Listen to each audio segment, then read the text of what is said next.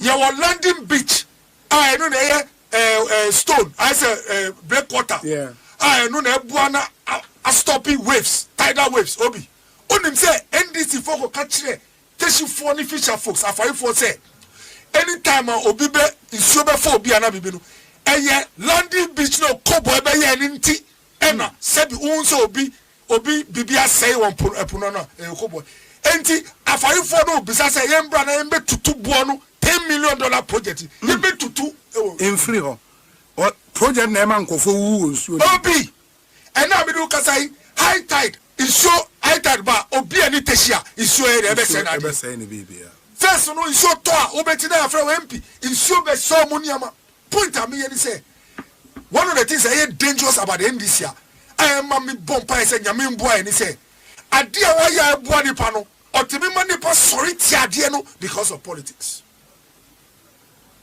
etobi me sire Ghana for good news I want ni say number 1 Dr. Koboy ye be kosu aka ama NDC pressure na sika wo so ontia na ye ntofa anwo na munya light no Okoboy be ka na munsanye den enka light no but omuntie mi o aban bi wo power nipa o ma aban no na hokeka ekosoro aso da o sorry e yo mo wo den opposition but o tie mi atie mi enti so Okoboy e ka se aban we mfa sika na waji wo yensem enkotofa anwo na yensan kan electricity mpacho tie mi Okoboy e ka ama wo ena e good news ni be ka ama mo se na kufa do hwehwe sika Sena Dr. Baumia na kuva do hweska for 8 years munya kanea ne yeduma no ye be sure say ye be yiri aban wei na wa hwehwe sika na kanea no yaso ama obi o hwe ye honorable na wa ba no on say ni light na ya dum ntikra ni ankata ye no na aye we kakra obi nana welcome me come Ghana for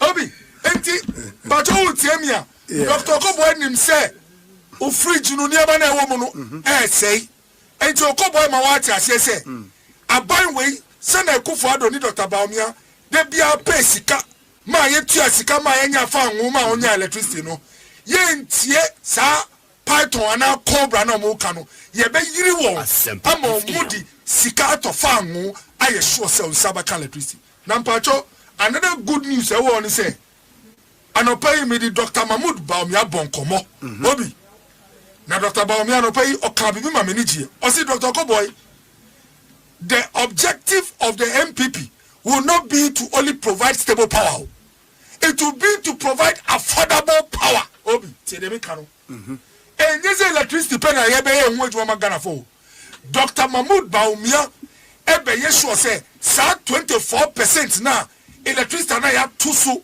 as I say uto electricity na adi cheaper na credit na sano Dr. Mahmoud Baumia say ye be ye dwumadin ama renewable energy na wo ye mix no mu ebe kosoro pa chain combustion before for converted thermal plant ebe ma no ayede aba form obi e na ye ka say omo na omo so omo nim economy chichire no na ekufo ado jemusika 25% less about we osi wa belu or the taxes over 25% increase about electricity obi eni so mu we obi osi ya eji kakra no ye sabi ye ni medjuma no oba ye no osari bia ye den atosu na obi electricity utusua people don't know it can create unemployment because companies bebre the reason why a lot of companies relocate to Ivory Coast obi Ivory Coast companies bebre say Ivory Coast omuko Amimia Erika Dunsi amemwakwa here but it has been very long time. I was saying to us so Ras Media GH a new page on Facebook.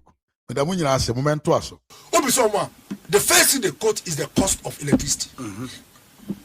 Ivory Coast electricity is way cheaper for industries than in Ghana. Before even a 24% increase. Now the area one quality obi only say increases are in this budget where omunka so far no and then one of the most skillful name atoya maybe we football team remember atu na striker obi atu force Okoboy say World Cup ayekoi ye person him win pansha goals the best person to be the striker for the Black Stars honorable atu force obi didn't make us or you're the only finance minister obi or cancel tax more or kind budget already. But Jessica or her, who are budgeting? That's how they chira out here. And the professional skillful striker. And the doom so levy 4 cedi per gallon. At 2 anka we be already budget man buy one mokola nyina obi me for mokola no man space. Obi a in tomato form. Atu beji utu, atu beji utu, atu beji utu. Ah, Ndc obi ase atu atwa 11. Andi na watchi me for mokola obi a edi. Me si Ndc obi say atu beji na ade. Obi atu aji 4 cedi per gallon every Ghanaian. He didn't read it in the budget. Electricity 24% increase. Are you aware say electricity consumer for the first time in Ghana's history? Yes, I think committee say yes, say meter no na tia na and I are buying charges. Obi, are you aware? Obi, me see. By the way, what was the outcome of the committee now? No, okay. Yes, I think committee be a buying say on say sika dudu na say Ndc a buying eju e hono. E meter no na enye papa na aban no sika rate a set no tire or dia chichi meter no e na mo ye din report e by dey e mai so far ente ho bi uko chambers into one who publish Dominic Tum. There was a recent report that there was nothing wrong with the meters. The meters are sacrosanct. In fact, the meters are without blemish. The meters are without fault. They are impeccable, Obi. Una we lawyer. But for say something is without blemish and I am impeccable. Just a sinner. Ye chichi no factory ni sa na ete mono. Now so sena dientia o tiemia. Dientia auto electricity a enche na asane say aban we a chichi meter no ama ebo na kosuru ama rate na kosuru by over 24%. Just a first utu 100 cedi a week aban no Emma akọ 124 Ghana cedi. Obi pato what say? 100 to 124. And Obi me can shows when so breaking news. Committee na ko hwehwe meter no mo. Yesi meter ni nyina eye crown problem no. Eye Ndc aban na aboye ka. Obi na ojiska we nyina free ensem. Now we are close to 14 billion. This government has raised in almost 14 billion Ghana cedis. Let me greet Honorable Tampuli. Obi, he is my senior when it comes to energy. And I pay him a call for lectures. Obi. I see this government has collected over 40 billion from ESLA, the energy sector levy, plus the Doomsday levy. Meanwhile, you have outstanding debts of $700 million. You've not been able to knock out these debts with this money. What are you using the money for, Obi? But sir, Omudi country are $1.47 billion last year in legacy debt. Obi, so only legacy debts are able to hear. Can't come legacy debts. Obi, let me show you where the money is. Obi, when you go to page 182 of the 304 documents 2026 budget, you will see MDA's expenditure. When you go to Ministry of Defense, Aban way the sika anu do 2.532 billion Ghana cedis.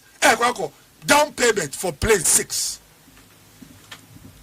Obi, politicians in Sia dear cry. We are gonna know Timia. Sika was saying Fango share energy mu na me no nya kaniano. Ndc aban edi sika no air to your place. Me see afiwe honorable upon challenge me. Ndc aban air to 2.532 billion Ghana cedis. First payment. Next year, Atofosi ever betua 3.532 billion Ghana cedis. Wow.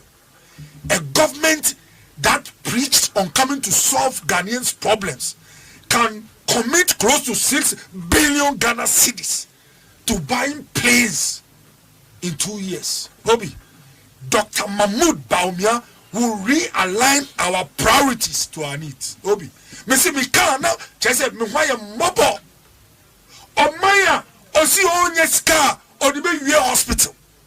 Omaya osi onye ska odibe tia gas. Unim say the West Africa public ska. Ye do muska ka. Ni nyina ka na ye bre no. Sawa mine no. Now Obi, look, I'm saying it on a show. They don't want Ghana. Omon person Ghana for better. But Okoboy me catch him. Me see NDC Abanwe or just 6 billion. Eddie Akoto played 6 in 2 years.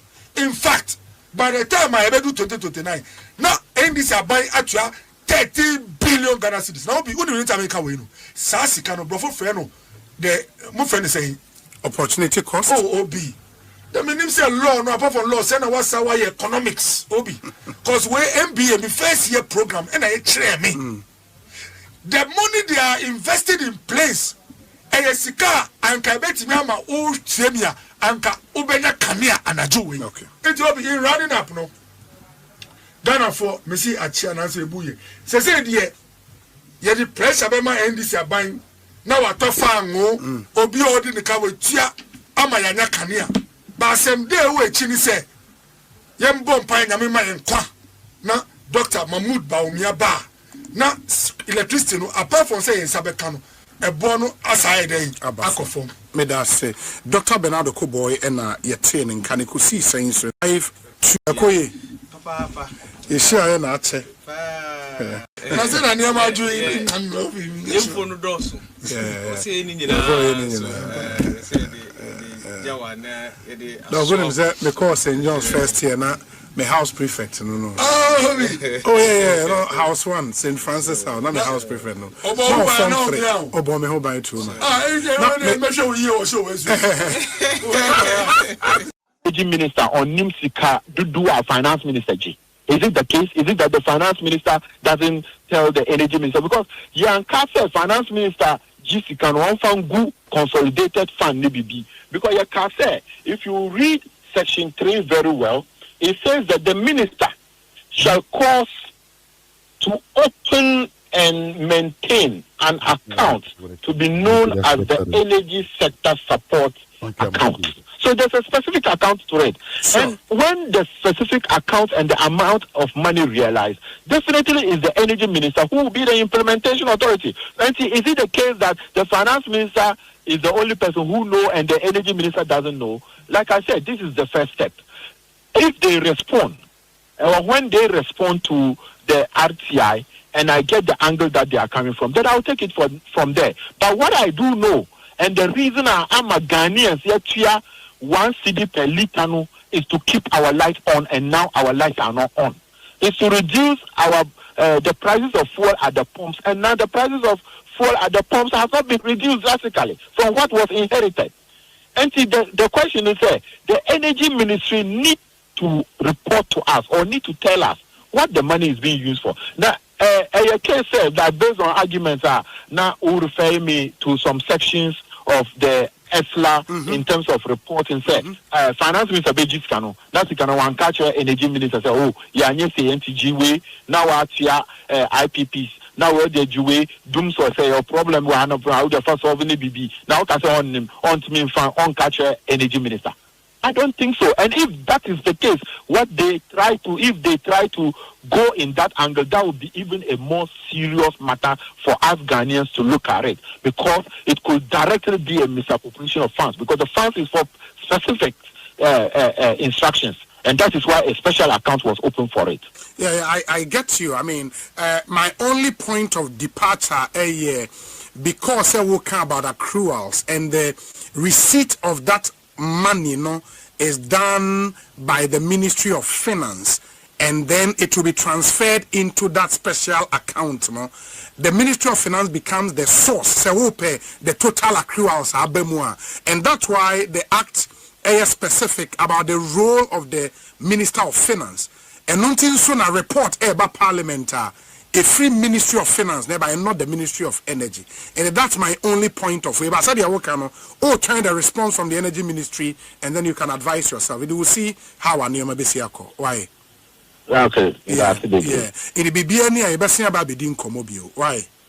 Yes, thank you, Mr. But either way, we have to get to the bottom of it. Oh, sure. Why are we paying 1 cedi per litre, 4 cedi per gallon, and yet our lights are off? Sure. Very well. I think it's a legitimate call. Into why? All right, thank you. Yeah, that's a pa. Into the Honorable Abib Idrisu, 9.4 billion Ghana cedis. Okay, na 2025 yeah. 15.6 billion Ghana cedis. Also minority. The majority in the MP for Sagnerigu and Finance Committee member Ata Issa say in a press conference say government interventions have helped reduce inflation, lower lending rate and stabilize the city, making the economy more resilient despite global tensions. And he is arguing say all of these efforts to stabilize and transform the economy and a Namsoma Bank of Ghana incurs our losses way of 16.7 billion Ghana cedis. It's also an issue on the table. Oh no, never haba. Just a loss no. So uboka kesi awabo modin. Obi. Na sebi o se amanyofo mu sebi school no mu kwa omo bonu se Ghana for chese Obi, mene ye di dwa. Yes. Na me boka 9 billion. Na obe bo 15 billion. Obo mo di jemi. So no 15 billion or the year nioma. Na obi kana boy no or the ministry. Obi mami starting with do so. Hey, Chroma. Niama basic Chroma. Dr. Obi, in fact, mami chair Dr. Mahmoud Baumia, the next president of the Republic of Ghana. Inshallah, by the grace of the Almighty and by the support and prayers of Ghanaians. Okay. Obi, Ankawama lost we cry baby scatter me thoughts. Say, yeah, you see ya bon, sebi yen hunyamano, you see Addis, you see yen goje, okay, say almost yen Addis. Now Obi poka 9 billion, now say you arresting Addis no. You call the fear called breaking into the fear no. Governor Addis. Now Addis boka 9 billion. Me no nti ese onko. Point me to bet person connected so that be our sound on a bet in a year.